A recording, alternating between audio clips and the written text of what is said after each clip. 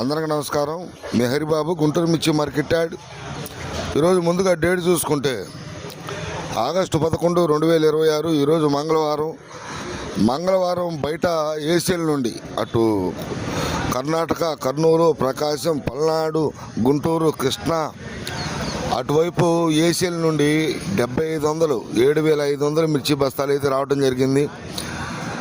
Market స్థితిగతులు, పరిస్థితులను బట్టి సరుకులు కూడా మూమెంట్ బాగుంటే బయట నుంచి 15,000, 20,000 వచ్చే బస్తాలు ఈ వారం.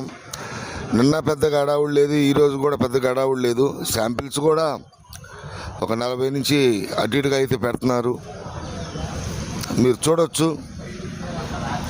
సరుకులు కూడా ఏ కొట్లో కూడా పెద్దగా అడావుడిగా కనపడతలా.